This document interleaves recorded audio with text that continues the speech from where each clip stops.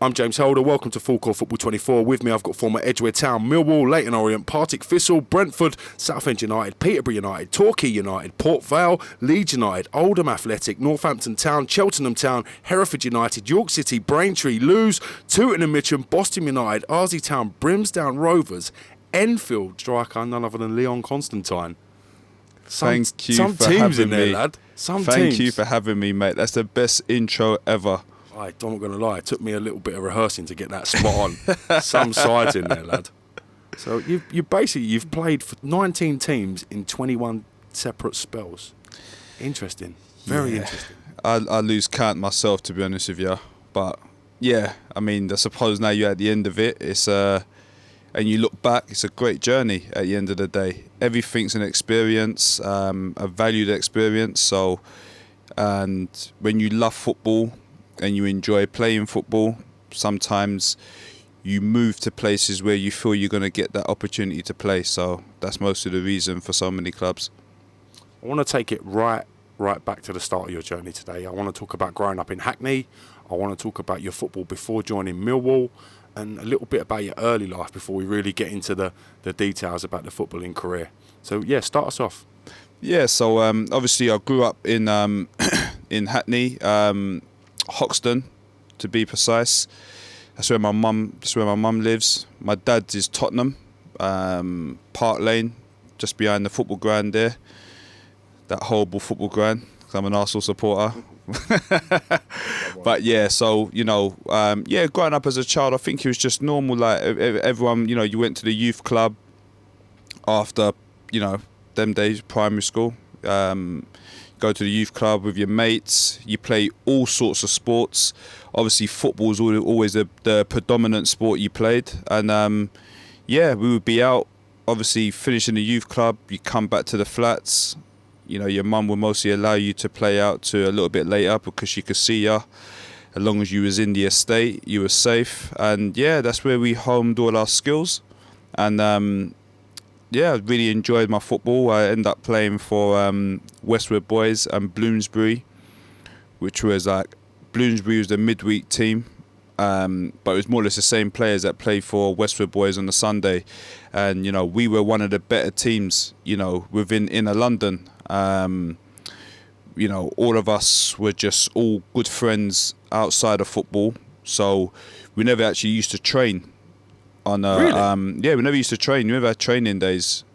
Our training was during the week when we all got together and played with each other. Do you know what I mean? And then come a Sunday, it just all come together. And we used to iron out teams left, right and centre. So, we won the London Cup. I think we won the London Cup twice, which was a great achievement.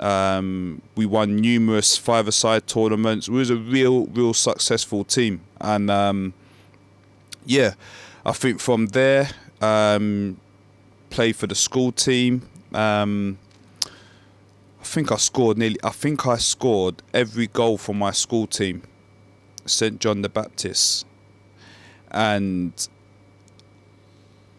during that period, I remember my teacher, and he's on my Facebook as it goes, Mr. Bruce, lovely guy, and I owe him, everything, because he pulled me one day and said, look, there's a trial coming up for the district team, Hackney, and I think you should go forward for it. And I was like, nah, I don't want to go. And do you know what I mean? I just want to play for yous, and I don't want to go anywhere. Like, I'm enjoying playing with my mates. And anyway, eventually I went down there. I used to catch the 22A or the 55 bus back in the day. So you'd basically go from your flats to the bus stop, get on the bus to training. Yeah, with your little bag. You go all the way to Hackney Marshes. Anyone that's been to the Marshes knows you can get lost in that place. Do you know what I mean? But so we went there. But to be fair, these trials were actually at Millfields, which was Upper Clapton. And it was literally you come every week and you play games, do different drills, and then they'll select a certain amount of players to come back. And if you obviously get, that you're lucky to get called back, then you come for another trial and another to when they made the squad. What was the level and standard like of them? Of that The squad level and was that training? very, very good. You see, the thing is, it's a bit different now. And I was having this conversation with a friend of mine. You see, like, now, you know, I've worked in schools, but I've walked past schools and you sometimes see kids playing in the playground and, you know, one player will stand out because the rest of the boys might not be that good or they might not really be that into football, and you can kind of see.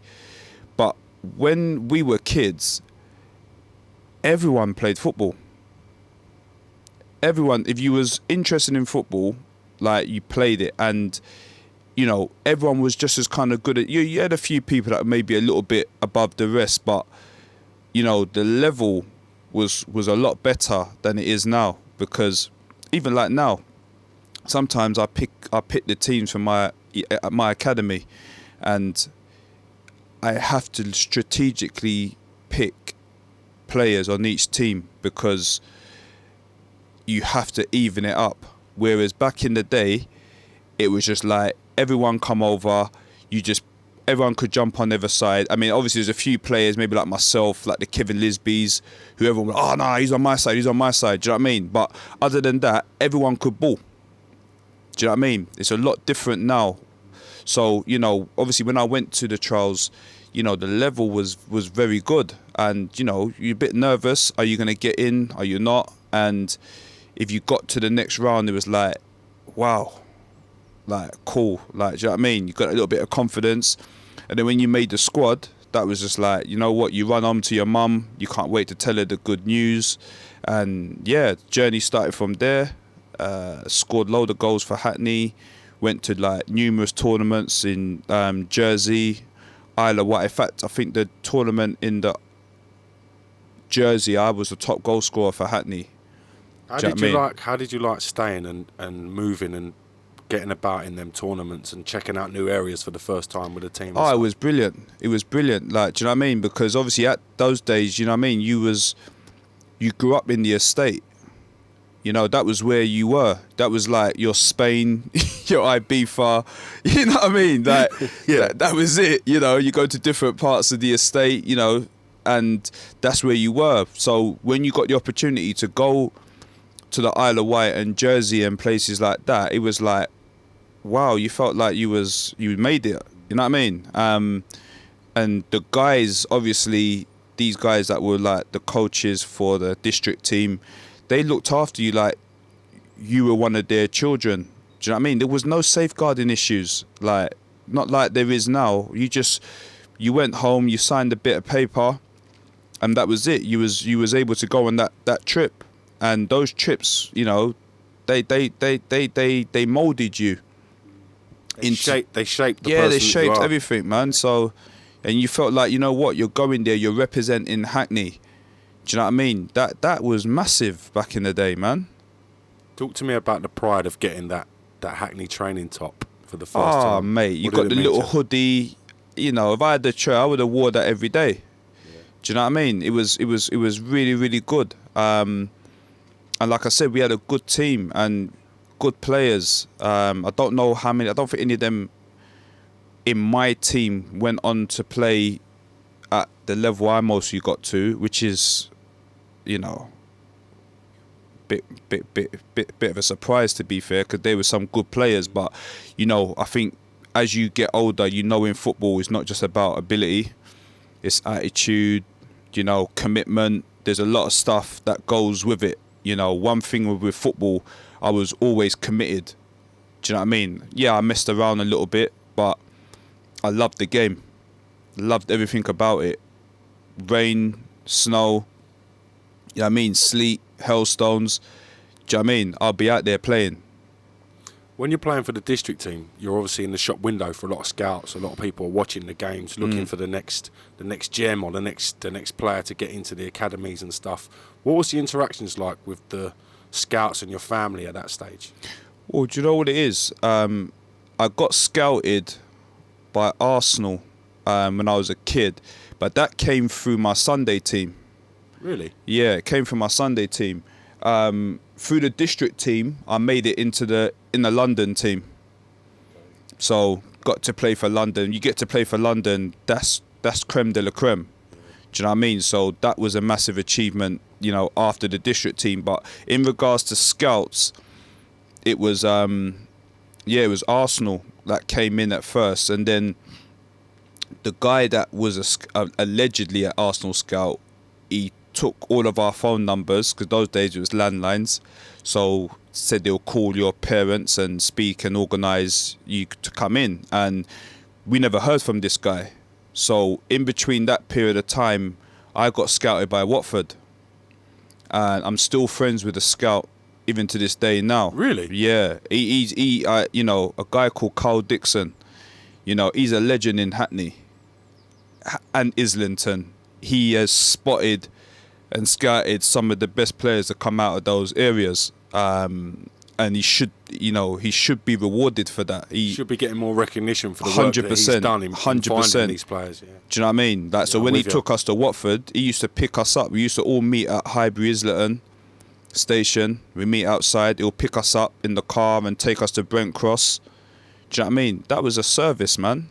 Unsung heroes like that are what has helped a lot of players get to that next level. Yeah, 1,000,000%. So, you know, as I said, we're still friends to this day. He can phone me and ask me for anything, do you know, and I would always try my best to be able to help him. So that's how, you know, I got scouted. Then what happened, another Arsenal scout came and he picked the same players that were picked the previous time. And I decided to stay with Watford because obviously I didn't have the you know, that trust issue from the last time. He didn't call, and then all the people that went, like they all went. They got that phone call and went, and they all went to Arsenal and was there for a good few years. How did you feel that you stayed at Watford and all your mates had gone to Arsenal? I was a little bit gutted, I suppose, but then Watford was still quite a big team. Do you know what I mean? At that time, so you know, it was like. Watford was I was happy to be at Watford, and I kind of created relationships at Watford, do you know what I mean, in between that time anyway. But obviously being an Arsenal supporter, I still had that little bit of a, you know, a bit sad that I didn't get to, you know, go there. But, you know, look, it is what it was. I still, you know, had a fantastic time at Watford. I just wished I maybe took it a bit more serious at the time. But again, I think football was never that serious. I mean, the way parents are serious about the game now, you know, one-to-one coaching, you know, they're on their kids shouting on the sidelines. We just had fun. That's what it was. We just had fun. So sometimes when you was at a club, you didn't actually realise you was at a club. And it was time for you to take it serious. Like, you were still kind of messing around. I was missing training some weeks because, you know, once I started going to secondary school and messing around with girls, you know what I mean? You not just girls, but like with your mates as well. Like, you want to hang around with your friends and do what they're doing. You miss training. You don't want to like keep leaving your friends to go there. So, and there was no one really there. You know, my mum was working, you know, all the hours that God sent, so she couldn't really take me. So just one of those ones, I just kind of just came out of the game, you know. That was it really. So you've not progressed at Watford for whatever reason. How did you then reintegrate yourself back into football? Because obviously I'm guessing there was a little bit of a rest period in between. Well, I ended up signing after Westwood Boys. Westwood Boys, we reached the kind of stage where Westwood Boys was kind of, you know, everyone was kind of disintegrating a little bit, like going out to different places and things like that. And we joined a team called Morden Vale, which is based in Surrey. Unbelievable team. I mean, every player was top drawer. Do you know what I mean? It was, you know, we went to that same Jersey tournament and won it with our, like, I think we conceded one goal, and that was in the final. We won the final 6-1. Wow. Do you know what I mean? We just wiped everybody. You know, we were that good, you know. So after, with playing for Morden Vale, one of the teams we used to play against was called Sutton United. They were a good team. And manager became a scout at Crystal Palace, and he wanted me to come down there, and I went down there, trained, and for like a month or so, and then again I did the same thing I did at Watford, just stopped going messing around, and then that was it. I just kind of come out of football, started playing Sunday League football with a men's team called Heatwave. These guys looked after me massively when I was a kid, and from there I scored a lot of goals, and I got into Charlton. I think I was 18 at the time, or maybe 70, I can't remember. And I went into Charlton, trained and done really, really well. And then, because I was studying at the time, I was doing a BTEC in media. And to pass the course, I had to do my work experience, which I got placed at the BBC, which was really good for me. And I had to choose either to go back to Charlton because they wanted me to come back and train because I'd done well in my first session, or go and finish this work experience and finish my course. And, you know, my mum was about education as well, even though she loved football, but, you know, she always wanted me to have something behind me. And yeah, I chose to do the work experience at the BBC, and I never phoned the Charlton manager back to let him know that I couldn't make it in. I was too scared to call him, so that was it. I just didn't go back. Is that a regret of yours? Massive. Because at the time, I think Charlton were in the Championship, and I was, obviously Kevin Lisby was there, and he was a good friend of mine, and he was like, the managers asked me to give you his number to call him, and I never called him. So that happened. Then I went into the working world. I got a job at Marks and Spencer's. So it must be quite surreal for you at the minute. Like you said, some of your friends like Kevin Lisby are playing professional football. Yeah. You're then having to put your uniform on and go and do a day's work. Yeah. World. Like I started working. You know what? It's funny because if I must have went into Charlton, I must have been 16, 17. Yeah, it makes sense because I remember I was working part-time on a weekend at Marks and Spencer's. I started Marks and Spencer at 16, and I was there for 5 years. And I said to myself, I've had enough of this. Do you know what I mean? I'm going to go and find myself a semi-pro team and see what happens. And that's where I went to Edgware. All of us from the area, you know, we grew up together. We all went up to this team. Again, we all got selected for the final squad. And then, yeah, I just, you know, I'd done really well at Edgware. And it's funny because the first, when the games, pre-season games started, like, at the time, I was always like a winger. So I used to play on the right. I used to, like, you know, have a few tricks and step overs, and I'd a bit of pace at the time. So I used to fancy myself going past people. And then what happened, start of pre-season games for Edgware, the manager, he put me on the bench after I'd worked my nuts off. Thought I'd earned my spot really to get into the first team. And the reason why I was on the bench because his son played on the right wing as well. So obviously he picked his son over me. At the time I was mad about it, but, you know, I'm looking back at it now, and, you know, if I was a manager, you know, I would like to give my son that opportunity as well. So I kind of get it now, but at the time I didn't. So I was vexed, and then we were getting battered. I can't remember who was playing, but it was losing 2-0. And he said to me, "Look, you know, you're gonna come on," and I was like, "Whatever."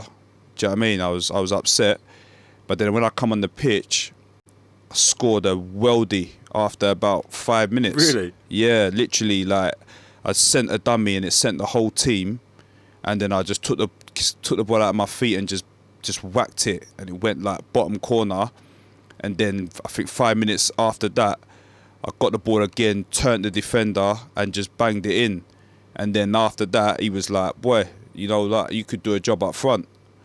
And then I think that season hit 36. I think it's 36 goals. And then that took me back to Charlton again. And then, went into Charlton, trained really, really well. Done fantastic there. Like, they looked after me like I was a signed player. which I respect them to this day, even now. And that was Alan Kerbishley was a manager. Keith Peacock was the assistant.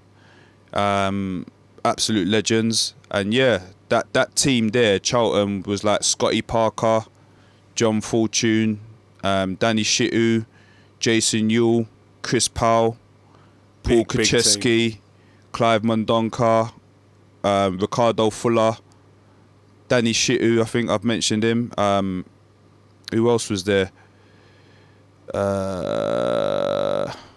Paul Robinson. Luke Young. No, Luke Young come after, I think. I think he come after. Steve Brown. Look, I mean, the team was amazing. It was their first year in the Premier League. So even though I'd done really well down there, they kind of just said to me, look, you've come in, you've gone past defenders who we look, that's going to keep us in the Premier League, and you're like putting them on their backside. But unfortunately, we need someone with Premier League experience that's going to keep us in the league. And obviously, I just come from Edgware in Ryman 1. So, you know, I wasn't that person. But what they did do, because when I played against Millwall during those pre-season games, I'd done quite well against them. And then Charlton put in a fantastic word for me, you know, with Millwall. And I went into Millwall. I was meant to be on a 2-week trial, and they signed me after a week. So that, you know, I owe them a lot for that, and that's kind of when the journey started. Talk to me about that initial period with Millwall. Oh, mate, listen, I went into Millwall and I was nervous because what it was, as much as I owe Edgware Town a lot for providing that platform to play football, they also was a hindrance to me. Really? So, yeah, the manager at the time, a guy called Gary Hand, was calling Edgware Town, because I signed a year contract at Edgware, and this is what happens now. You know, I work on the other side, knowing what you're doing. I signed a year contract at Edgware for something like, it's like £20 a week, some ridiculous money anyway. It weren't nothing. The guy said he had contacts to get into the pro game, so I was like, you know what, if you got that, if I do well for you and you can help me, then great. So he. Obviously, I was doing well, scoring goals. So he kept on giving me more money. So it went from £40, £60, I think, to £80 or something like that. And then every time I did that, he said, look, you've got to sign another contract because I've got to send it off to the league to let them know. So you'd be extending by to a year every time? Well, no, I'm not even extending to a year. It's just, look, we're giving you more money. We've got to register this to the league. So same year, but just more money. So I think there might have been I don't even know what they were. There might have been non-contracts or short contracts. But every time he kept giving me more money, I had to sign it and he'll send it off to the league, and that was it. And then at the end of the season, I was like, well, that's my year done. But then when I went to Charlton, Alan Kerbishley said to me, look, why am I getting calls from your team asking for 30 grand? He said, you're here on trial. We don't know if we're going to sign you. Like, you know what I mean? I was like, what do you mean? I'm not there no more. I didn't realise they took a year option on me. Wow. So, yeah. So you wasn't aware that I wasn't aware of that, because every time they said to me, to give me more money, you got to sign here. I just signed and I just went onto the pitch to get on with the football side. I had no knowledge or understanding of contracts or a year extension. I didn't know nothing about that stuff. All I know is how to play football. Do you reckon that whole thing played a part in you not being signed by Charlton? Not in the end, because Maybe like I said, I think even indirectly. Well, it's not good, is it? Do you know what I mean? You know, if you've got a guy that's just got Charlton promoted to the Premier League, like thinking of how he's going to keep Charlton in the Premier League, and then you're getting a call from, you know, and you're giving like a guy who's come up from grassroots an opportunity, and then you're getting calls from some guy asking you for 30 grand. Like, it's enough to annoy you, but like I said, at the end, the long and short of it is Charlton needed a striker that was going to keep them in the Premier League. And at the time, you got to remember, they had the likes of Kevin Lisby, Yeah. all of these guys. I'm guessing they've got to appease the fans as well, because the fans want a proven, striker. We've just gone into the Premier League. We've signed Leo Constantine. Come on.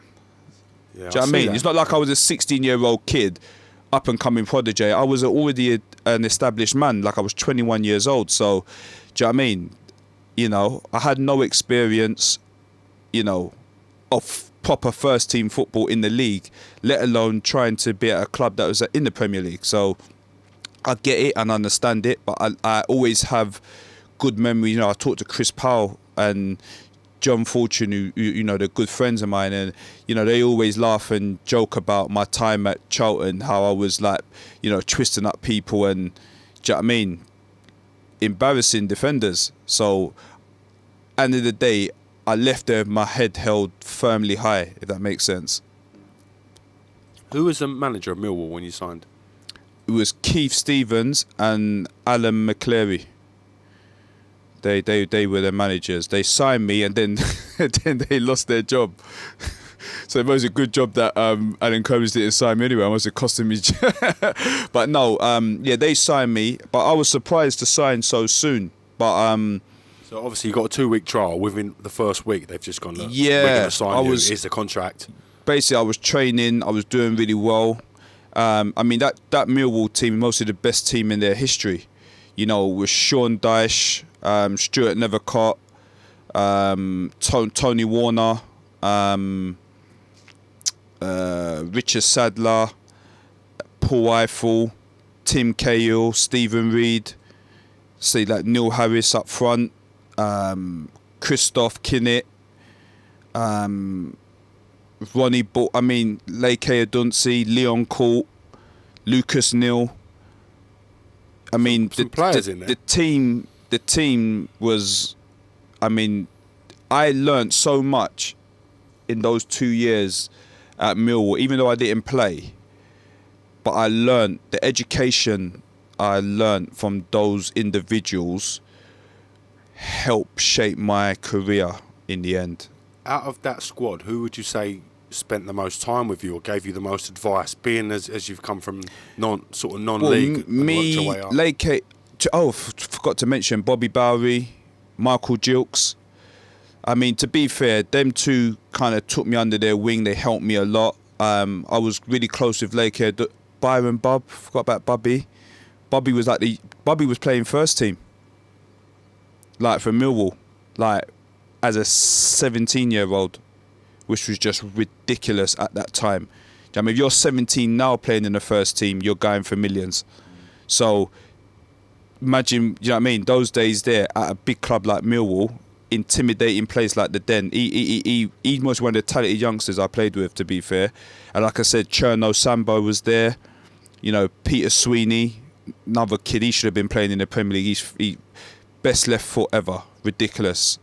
Do you know what I mean? So the team was so good, and I learnt. I think, you know, me and Tim Cahill were really close. You know, Tim Cahill like? Legend, mate, legend. Reedy, legend. We've had Reedy on the channel, Stephen Reid. That guy there is a legend, mate. There's no one that can zing a ball like Reedy. I tell you, I'll hands down, Reedy could zing a ball 20 to 30 yards knee height. And he used to do it on a regular basis. And I used to just stand there and think, how the hell is this guy doing this? Do you know what I mean? Like, his technique and striking of a ball was but that's mostly why he ended up playing in the Premier League for how long. Do you know what I mean? And barring injury, he would have been there for a lot longer. You know, he still played for Republic of Ireland and still went to the World Cup. So that just tells you, you know, how good a player he was. You mentioned Cherno Samba. We had the privilege of having Cherno on the video cast quite recently. He was so complimentary about yourself in the way that you spent time with him, educating him about your runs, teaching him about how to conduct himself as a professional. Yeah. What was a young Cherno Samba like at that age? Brilliant, mate. It's not like how those kids there were so respectful, yeah? You know, they had a little cheeky side to them, but they were kids, you know what I mean? But our job was to look out for them. Do you know what I mean? That was your role. And Cherno was just a like I said, noise around Cherno when I came into Millwall. Like, you know, every club, top clubs, were interested in him, and it was well deserved because, you know, he had frightening ability. Do you know what I mean? His hold up play, he was strong, he had pace, he had everything that could be that, you know, you would need to mould someone into a good player. Do you know what I mean? So yeah, but there was so many of them, like that youth team there. They all of them. They were so good manners, good players, good professionals. What was the social aspect like at Millwall, and did the sort of the younger players and the players in and around the first team mix with the more established players? I mean, yes and no. I mean, obviously, everyone knew their boundaries. Do you know what I mean? So, you know, there was element of youth team players that obviously were doing well. They'll get to train with the first team. Do you know what I mean? Which means you kind of built a bit more of a rapport with them. But ultimately, the youth team players, they were accessible to the first team. You know what I mean? So you always saw them, you always interacted with them, you know what I mean? And you made sure they was okay. Do you know what I mean? The little cheeky ones, you know, you'd always kind of put them in their place. But, you know, overall, they were good kids, like I said. Like, you know, we had no problems with them, and it wasn't off limits for them to approach us or be around us. Was you a good tipper when it come to the younger lads cleaning your boots for the season? Do you know what? I don't actually remember. I can't remember who my boot boy was at Millwall, to be honest with you. That don't bode well for the tipping process if you can't yeah, remember who it well, was. that's what I'm saying to you. I don't think, like, it was a bit of a roller coaster. I don't think I actually... Trying to think. Nah, I couldn't tell you. Time I got to Leeds, though, I was a good tipper, though. The wage is up a little bit, man. by Do you know then. what I mean? Come on. Let's talk to me about your debut for Millwall. I know you appeared twice for the club. Yeah. Once in a League Cup game, I believe. Yeah, for a League Cup game, and the league game was Peterborough. Okay. You know, I thought I'd done well. I mean, to be fair, look, as I said, Keith Stevens, Adam McCleary, they both signed me. When I signed, it was like obviously the back end of pre-season, the summertime. They said to me, look, get in, used to training full time, everything like that. You know, if all goes well, you'll be making your debut by, you know, January, February the following year. So I was like, okay, cool. That's like 6, 7 months from now. They got the sack. And it was hard because, you know... It must be a worrying time, like I said, when a manager that rates you, who's got you in the long-term plans, leaves the club. What sort of goes at the through your time, to be mind? honest with you, I didn't really know how to take it. I mean, he was really emotional when he gave his speech because they're both Millwall legends. You mean his final speech to his players? Yeah, to say that, you know, they part in company with the club. So I didn't really feel like it meant anything to me in a sense where was the new guy going to come in. I just thought the new manager comes in, he's going to work with what's there. Do you know what I mean? Because I didn't have that much of an understanding of football. I hadn't been in it that long. Your experience of professional football and new managers coming in with their own team and own ideas, you was quite limited at that point. Very limited. I didn't know nothing about that. Do you know what I mean? So when a new manager come in, it's mad because like the first home game he came to watch before he was taking the job, we got hammered 5-0 at home by Ipswich. So it was like, and that's what I think was the final nail in the coffin for the previous managers. So Mark McGEE come in, and then he come and watch the reserve game. Obviously he's getting a feel for the club, you know, seeing the first team, see who's in, because them days it was the reserves, isn't it? And we played Gillingham, and I scored a good goal, and I hit the bar from about 30 yards. So I had quite a good game. And then, again, he named the squad, and I was in the squad. And I was like, this got to be a mistake. I'm not ready for this. You told me January, February. Yeah. Like, this is like still, you know what I mean? So you were quite apprehensive then, and a little bit nervous Yeah, about I being was named very in the squad. nervous. I was very nervous because I was like, this is going too quick. Do you know what I mean? So what he used to do, Mark McGEE, was it'll take 18 and then he'll just name the 18th man. So the man that's basically not in the squad. Like, meaning the starting 11 plus the subs. So when he named that person wasn't me. So I was like, whoa, what's going on? I'm not too sure about this, you know what I mean? I'm on the bench now. So he's asking me to warm up.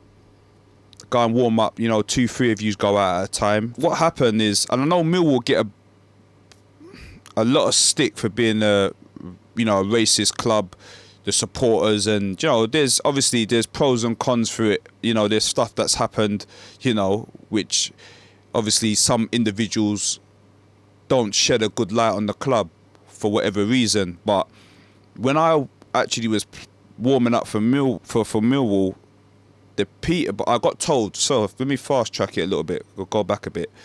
So I got told to go and warm up by myself now.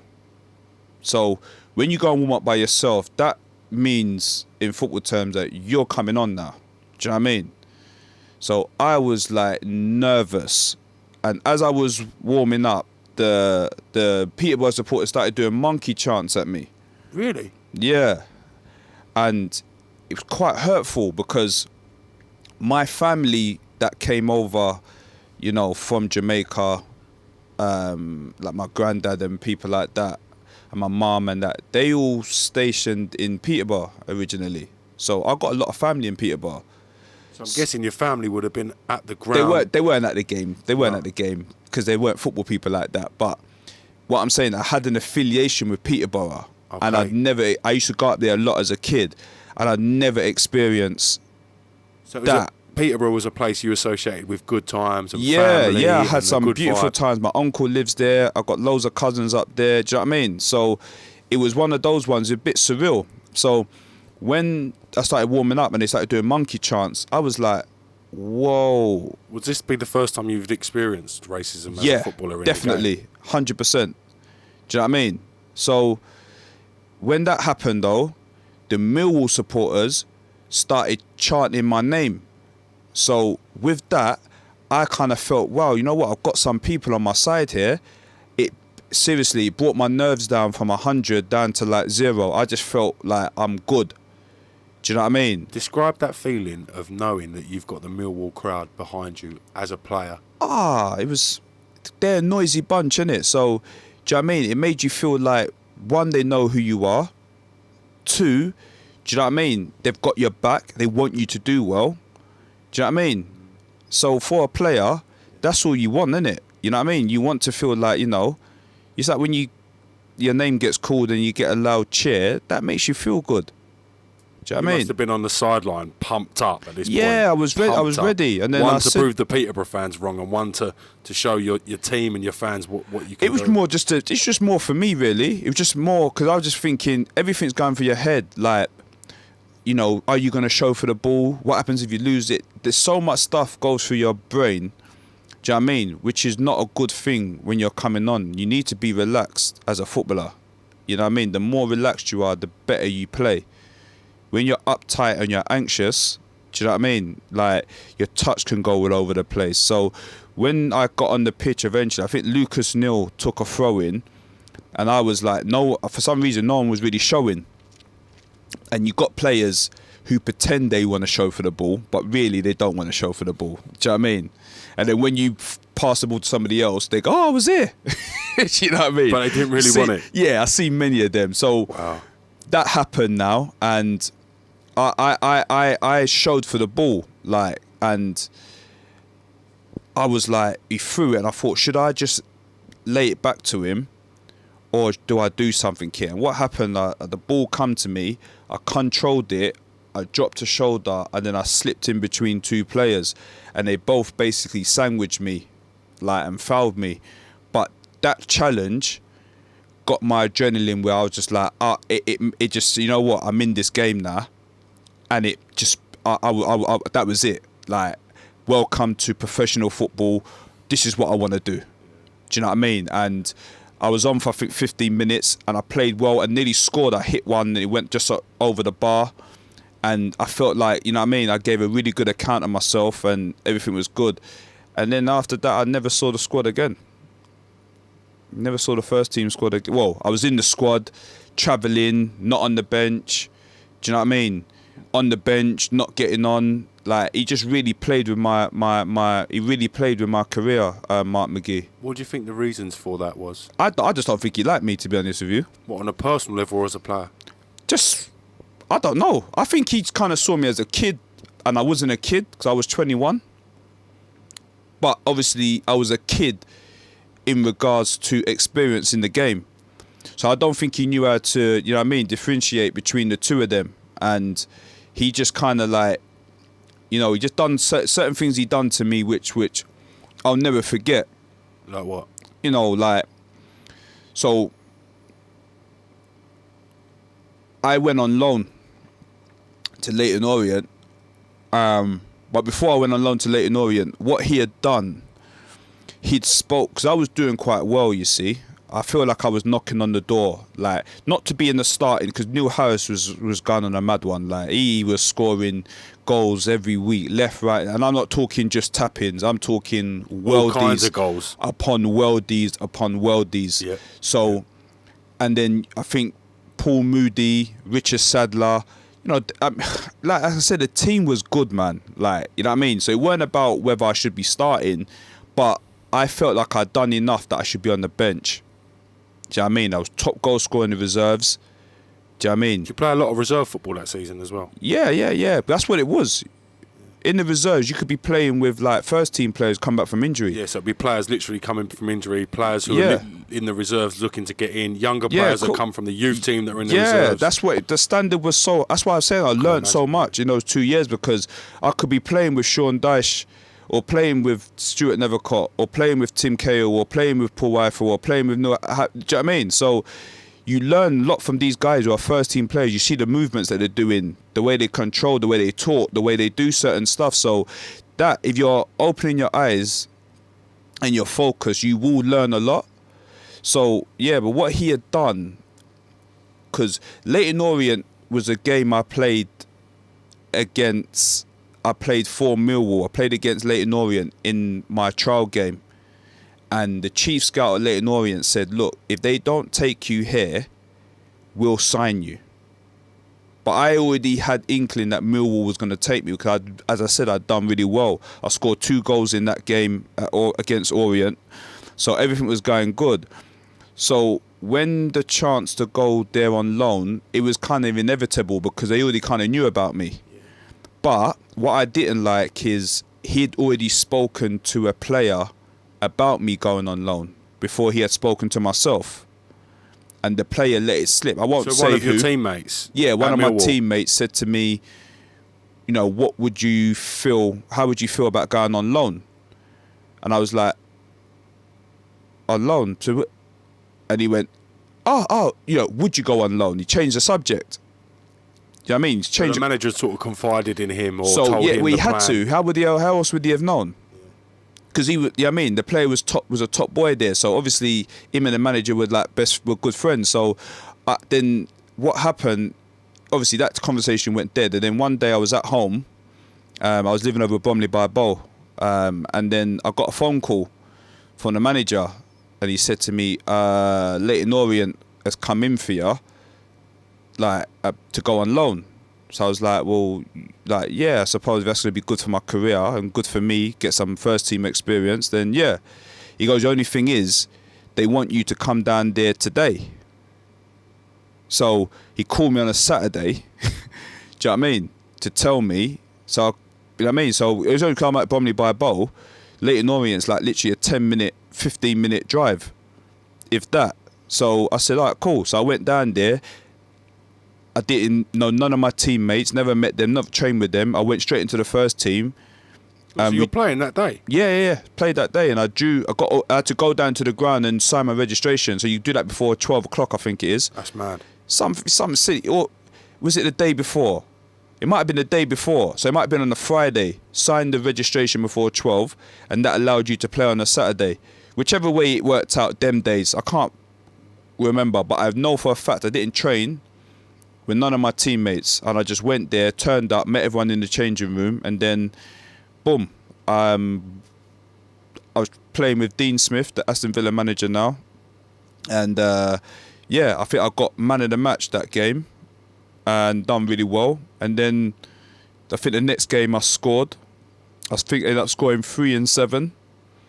And then the manager of Orient said to me, look, you know, we've inquired back with Millwall about possibly signing you. You know, would you like to come here? And I was like, well, yeah, like I enjoy it. It's local to me as well. Like, do you know what I mean? And then Mark McGEE said he writ something on the internet saying something like, you know, Leon Constantine is you know, his future lies at Millwall and he's not for sale. So obviously on one side you're like happy because you're like, well, the manager wants me. On the other side you're like, well, but I'm playing here, so I don't want this to come to an end.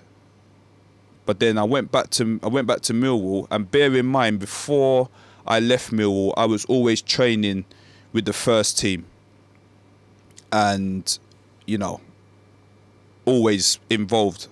And then when I went back, my first day of training, he told me I got to train with the youth team. So you've literally gone from playing week in, week out at Leyton Orient to then not even being in the reserves to train with the youth team. Just training with the youth teams. I said, why is that then? He went, you got to earn it to train over here. So, excuse my friends, I said, what the fuck have I been doing then for the last month?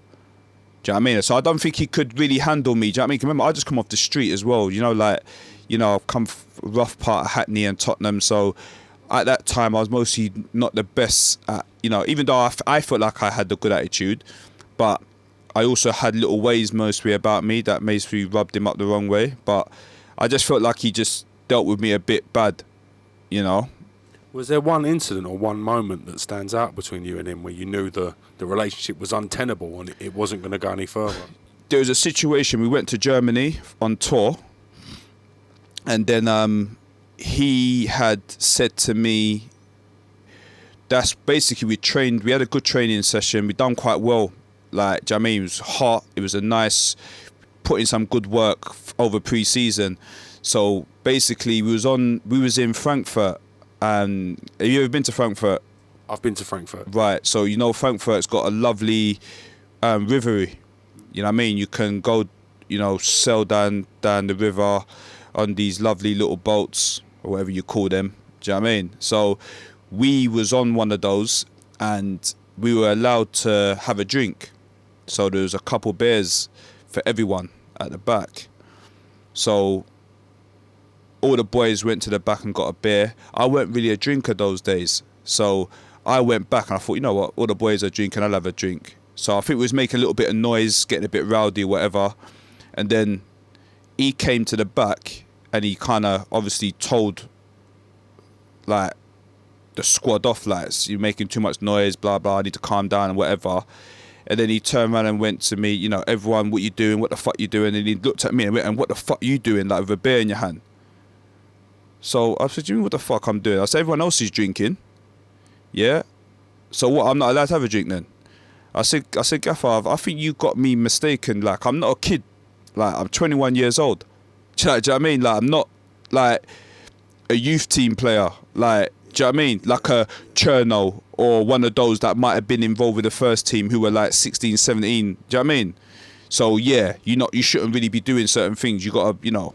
But I was a big man at the end of the day. So I kind of like, you know, I think he didn't know how to kind of take me. Do you think you sort of answering him back in front of everyone as well maybe appeased him a little bit? Yeah, definitely, 100%. But then the way he addressed me in front of everybody, he left himself open for that. Do you know what I mean? You know? But then you know what it is? As life went on, it's just no surprise. He had problems with a lot of players. Leon Knight, you know, every single player, like, you know, I don't like to suggest certain things, but every single player he seemed to have a problem with.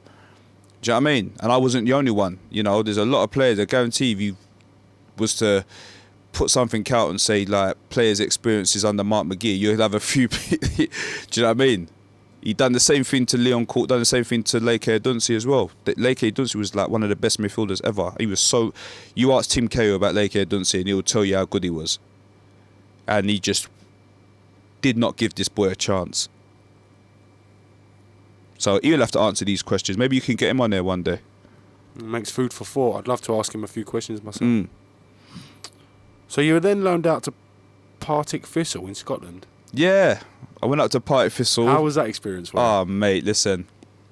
Scotland, the weather, being mostly the only black person up there, I weren't too sure. I weren't too sure at all. Really? Like, you was literally like the only black person in the town? Like, do you know what I mean? I stayed in a little village called Kirkintilloch, but I'm not going to lie to you.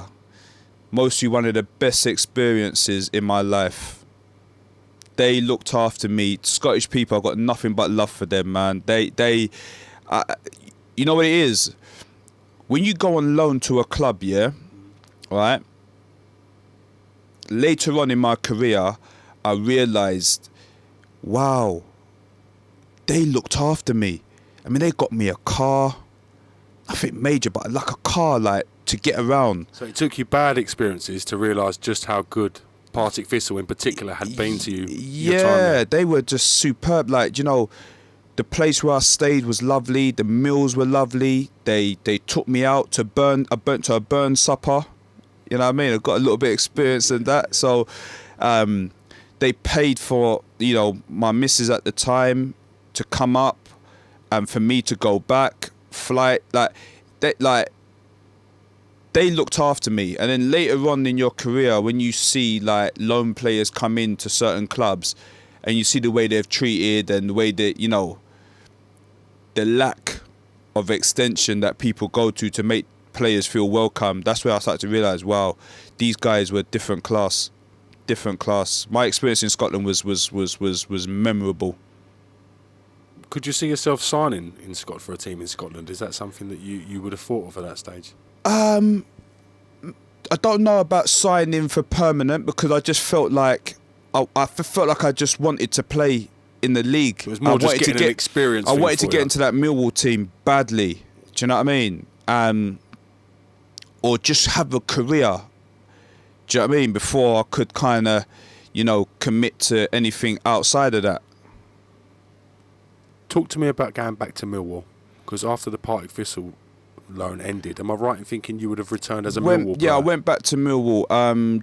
Joe McLaughlin, McCulloch, can't remember his surname, he's going to kill me for this, but he done a really good write-up on me, because he was like the reserve, because at that time now, we were like, there was a reserve team, but our reserve team was called the Bomb Squad. Yeah, so basically Squad. Dave Tuttle. So if you got bombed out, you was in that team? Yeah, he was in that bomb squad. Like, brilliant. That bomb squad though was me, Leyke, Leon Court, Byron Bubb, Dave Tuttle, played for Palace, was a serious centre half. Like, you know what I mean? So, and Joe used to had the job of basically keeping us motivated.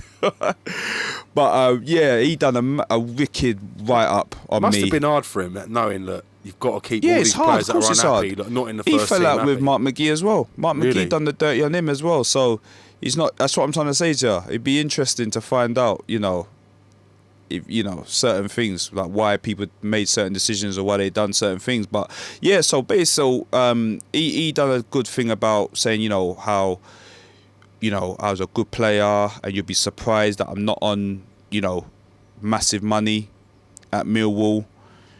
But yeah, basically gave me a good review. So when I came back, this bomb squad had developed. So if you weren't with the first team, you kind of just done your little training with the bomb squad. Do you know what I mean? But the bomb squad was good though, man. We used to beat the first team. We beat the first team every time we have like practice matches. We used to beat them. Do you think you boys had more of a point to prove? Yeah, 100%. Yeah. Of course. Do you know what I mean? It's funny how a manager don't see that and try to galvanise that. Well, like, slowly integrate some of them players back in. Lucas Neill, one of those guys that was in that bomb squad. Lucas Neill was in it as well. Lucas Neill, yeah. Ah. But we had Ray Harford, God rest his soul, who won the league with Blackburn, and he like Lucas saw, you know, that things weren't working for him at Millwall, and got him into Blackburn, and the rest is history. So it just shows you. Crazy. Do you know what I mean? You know, he can't get into Millwall's team, but could play for Blackburn, play for West Ham, play for Australia, go to World Cups. Do you know what I mean? So it just shows you one man's opinion can kill a player's career. But it's a good job we got good people like Ray Harford, like I said, God rest his. Because even when it come to me, you know, I was brought up into the office. I was told, right, you're up here because we like you. We feel like you've got a future here. And started telling me about players that's getting released. And I was like sitting there feeling really uncomfortable. Who was telling you about it? Mark McGEE. Telling me about players getting released. Like this one, that. Because from their office, you could see the training pitch. So he was literally just pointing out Yes, players. pointing going, at this "He's one, going, that one, he's that one, going." that one. I'm like, these are like my friends. I don't want to know what their futures are. Do you know what I mean? But then the flip side of it, he said, well, look, the reason why I'm telling you this is because we feel like you've got a future here. So I was like, happy.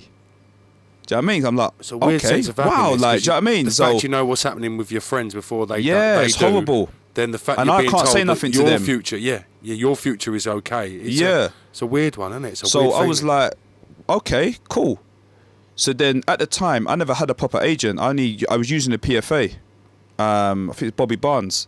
He's a good guy. He tries his best to, you know, to be the mediator between players and clubs. Yeah. So yeah,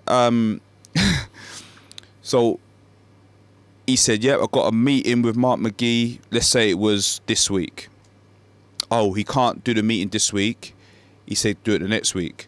Next week come, he's away, got to do it a couple of weeks. So every minute it's getting put off. And then last day of the season, he released me. And I was like, wow. So you're expecting a contract to be given from Millwall. Yeah. The manager's told you you're part of his plans. Told me I'm part of his plans and everything.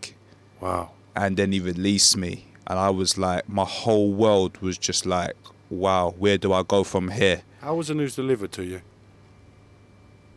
He didn't even have the audacity to tell me. Bobby Barnes told me that, you know, they're not going to give you anything. So you didn't speak to Mark McGEE after that moment? No, I don't recall having a proper conversation with him about why or what or what I could do to maybe get something somewhere else, or I didn't have that conversation. That cut and shut. Here's your paperwork. Yeah, that was it. Yeah. Wow. So yeah, that was just like devastation to another level, man. How long did you have out of football before you linked up with Brentford and Wally Downs? To be fair, I went straight into Brentford. Literally the same week? Maybe a week. I was there for pre-season, so yeah, maybe after the summer holidays, went back to pre-season, and like I said to you, Ray Harford, God rest his soul, yeah, was the person that made that call for me. Because he saw how hard I worked. He knew I wasn't a bad apple. Do you know what I mean? Yeah. I was a professional man. Do you know what I mean? I trained every day. I was never late for training. Do you know what I mean? I gave 100%. What a great footballing man Ray Harford is. Man. To do that for you as Legend. Yeah. Legend. Things like that are underappreciated sometimes. Legend. Absolute legend.